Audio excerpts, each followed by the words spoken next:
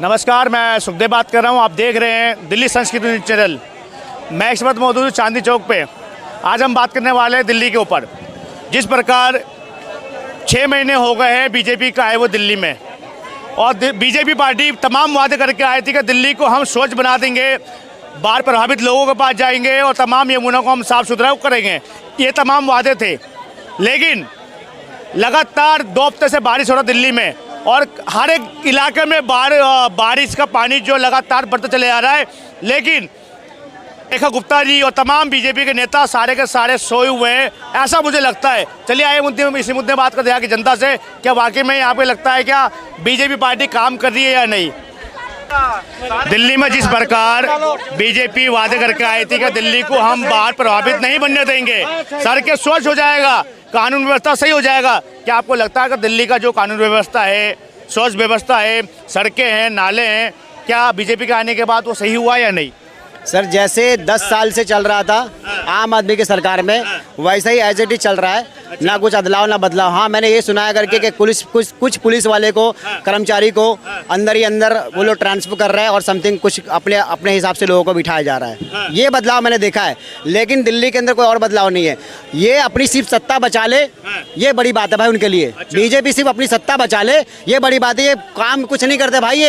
ये बोलते झूठ बोलो, इतना झूठ बोलो, इतना झूठ बोलो कि आने वाली पीढ़ी तक को जो ना, अगर वो गूगल भी सर्च करे तो साला हमारी ही बात दिखे। इतना झूठ फैला दिया बीजेपी वालों ने, और झूठ ही फैला रहे भाई। अब इनकी सत्ता खत्म नहीं हो रहा है, काम कुछ नहीं हो रहा है। बताओ दिल्ली में ये पानी भर गया, यहाँ पे देखो, यहाँ मेट्रो के अंदर पानी आ चुका है, कश्मीर गेट में मेट्रो के अंदर पानी आ गया है। पहले तो बोलते थे आम आदमी शर्मान में कि पूरा दिल्ली झील बना हुआ है, और इस बार क्या बना, झील नहीं पूरा नहर बन गया। पूरा का पूरा दिल्ली नहर बना पड़ा है। वो तो ये कह रहे हैं ना कि हम यमुना को ना झील बनाने देंगे, ना सड़कों को झील बनाने देंगे।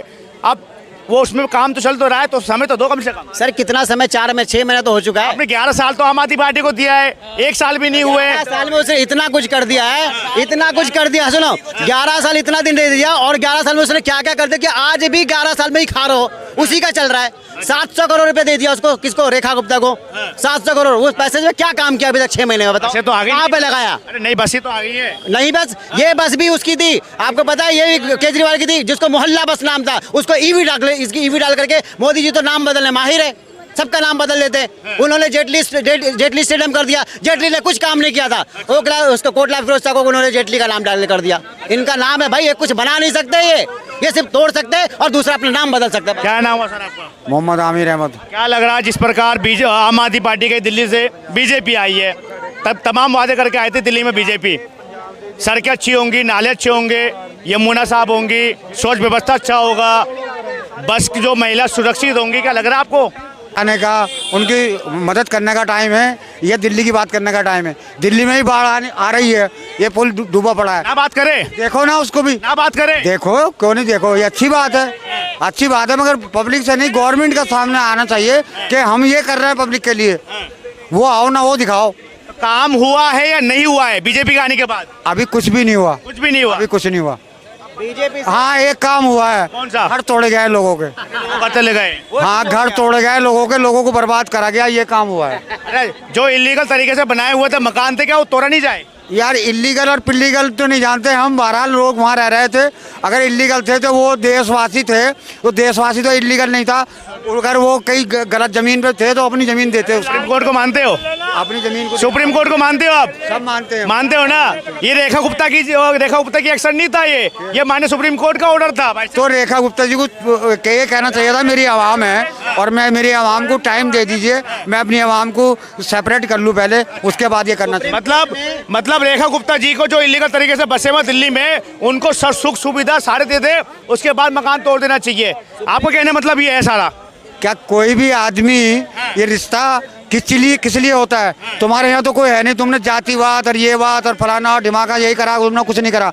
एक मैं इंसानी के तौर से, इंसानियत की तरफ से, एक हमारे जो भारत में रहने वाले जो भारतवासी हैं, उनके भी घर तोड़े और गए। रोहिंग्या बांग्लादेशी 2 साल में। और बांग्लादेशी जो तुमने बता रखे हैं उनको भगाओ और हटाओ। वही तो हटा रहे हैं, वही तो मकान हटा रहे हैं। तो वो हटाओ। जो अब जो बाढ़ें आ रही हैं हमारे पंजाब में। हाँ, क्या कह रहे हो आप सर? 2 साल में बीजेपी की सरकार में 2 साल में 1,50,000 घर तोड़े गए और 15 लाख लोग बेघर हुए। क्या 15 लाख लोग सारे रोहिंग्या थे? और रोहिंग्या थे तो मैं कहता हूँ कि सारे रोहिंग्या का लिस्ट दो और उसको बाहर भगाओ।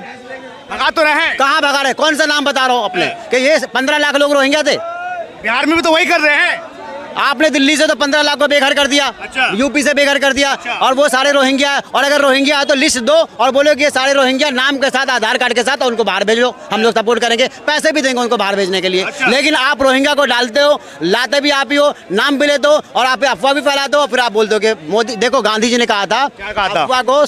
अफवाह को सुनो मत और सुनो तो मानो मत और मानो तो फैलाओ मत। बीजेपी का वही धंधा है, सिर्फ अफवाह को सुन रही है और व्हाट्सएप पे थोड़ा फैला रही है। इतना अफवाह फैला चुका है कि हर इंसान के दिमाग में अफवाह फैल चुका है। मतलब इनके कहने का मतलब ये है, क्या इस भारत देश में कांग्रेस सरकार अच्छी थी, आम आदमी पार्टी सरकार अच्छी थी?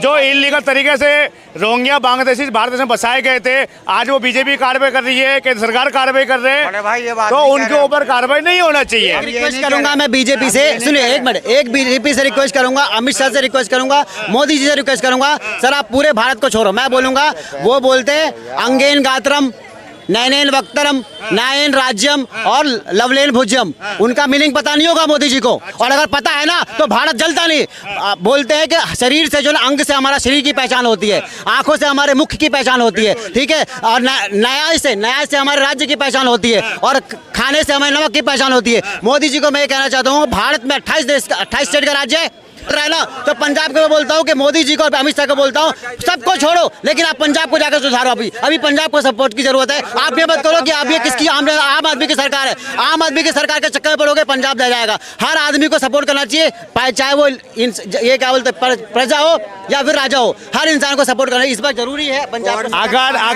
अगर केंद्र सरकार अगर सब जगह अगर अपने सहयोग करे, सपोर्ट करे, तो इस जिस तरीके से मुर्शिदाबाद में हिंदू अत्याचार होता है, कश्मीर में होता है, झारखंड में होता है, तो अपने कब्जे में ले ले सरकार। जातिवाद तो राज्य किस काम की, विपक्ष पार्टी किस काम का? भाई साहब लाओगे कौन? तुम। मैं लेकर आ रहा हूँ। तुमने तो अभी नाम लिया हिंदू, आपने नाम लिया हिंदू, इन्होंने बोला, उन्होंने नहीं लिया। बात कर रहे हो, तुम बात किया तुम नहीं। अब जो तुम्हें काम करना है ना वो करो।